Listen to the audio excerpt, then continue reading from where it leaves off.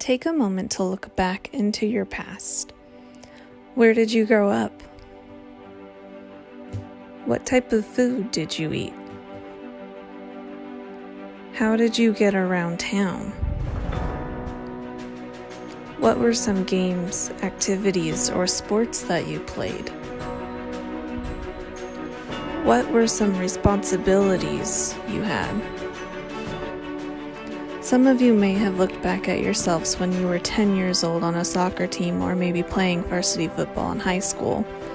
Maybe had one or two annoying siblings that you couldn't stand at the time, and maybe you had to take the bus to school instead of a ride. There are so many similarities we all have, yet the small differences help shape us into who we are. Today we all have something in common. We're all at Sequoia National Park, and I hope you guys are as excited about that as I am. Our lives are very different from how they were years and years ago. Today we're going to peer into the lives of the Native American history in Sequoia National Park. We're going to start by learning about the different tribes and territories, then learn about their different weapons and games that they played. On this map we see the borders for both of the parks. Today we are just going to focus on Sequoia National Park in the southern part of the map. There were three major distinct tribes in Sequoia National Park. The first tribe we'll talk about was called the Western Mono tribe, which takes up the largest part of the map in the red area. This took up the northern and western part of the park. Their former population was estimated at 2,000 people. The next tribe we'll be talking about today is called the Tuba-Tulabal tribe. They took up the southern part of the park and are represented in the map in the blue area that creeps up towards the north. Their estimated population was at 1,000, so that would be half the size of the Western Mono tribe.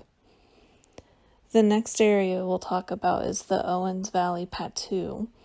This takes up that top right corner of the map in that little peachy orange color. They were formerly called the Eastern Mono tribe and have the least amount of land coverage in the northeast part of the park.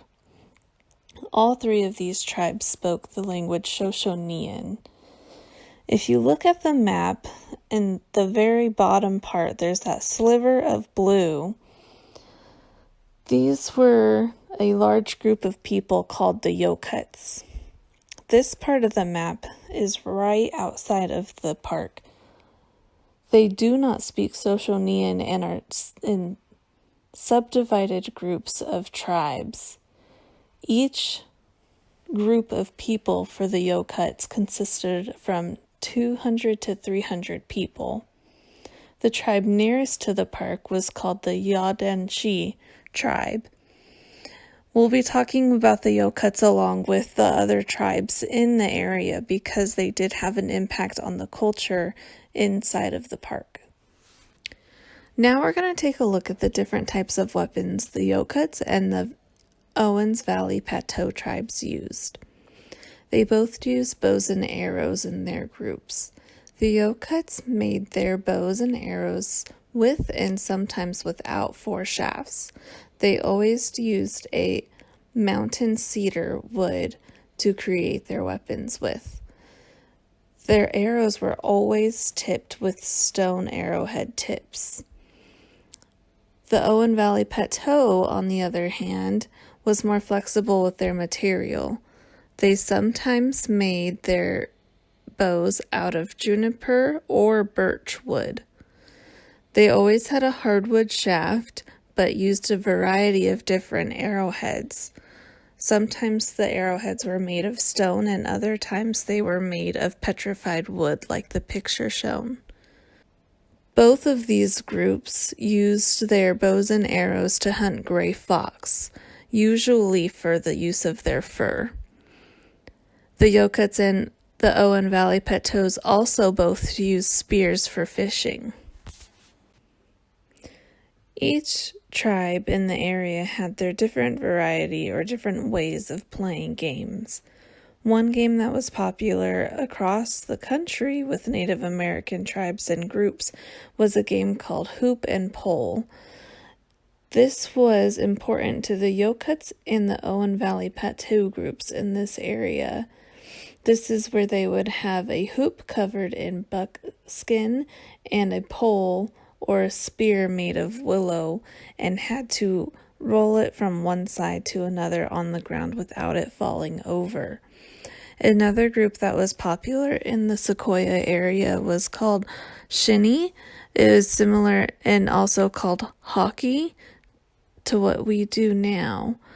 This was also played by the Yokuts and the Western Mono groups. This included a buckskin covered ball with a shinny, which was what the stick was called. They had to get the ball over to the other side of the line, which would represent a goal at this end of the field.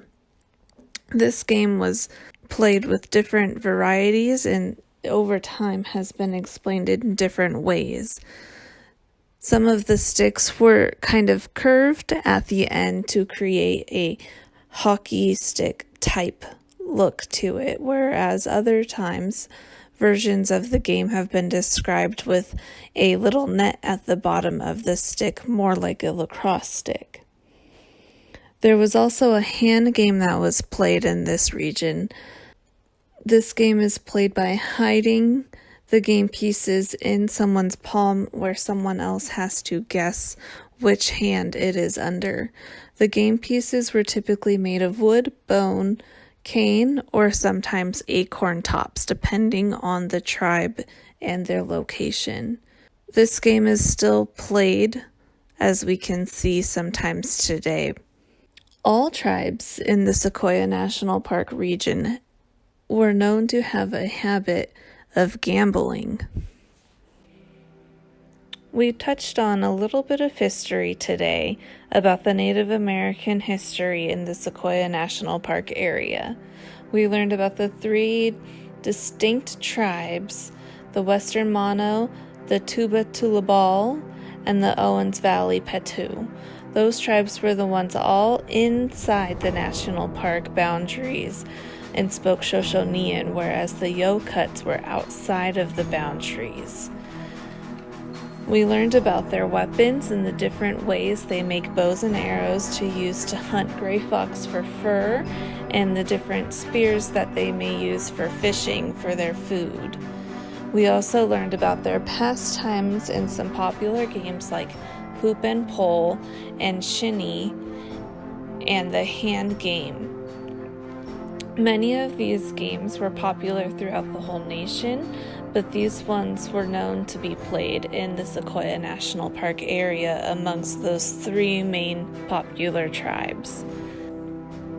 Since we looked back on our own past experiences, we're now able to understand the differences between how we live now compared to how the Native American tribes in the Sequoia National Park area had to manage back then. There's a lot of advances that mankind has made that allow us to live a more easy and comfortable life. Sometimes the games that they played back then have translated to games we like to play now, along with some of their weapons that we use that have just become more advanced over time. It's a fun fact to know that in the language Shoshonean, which all three tribes spoke, there isn't a proper word for goodbye. So here I'll say to you in regular English, which is not as fun in my opinion, goodbye, and I hope you have a good rest of the day in Sequoia National Park.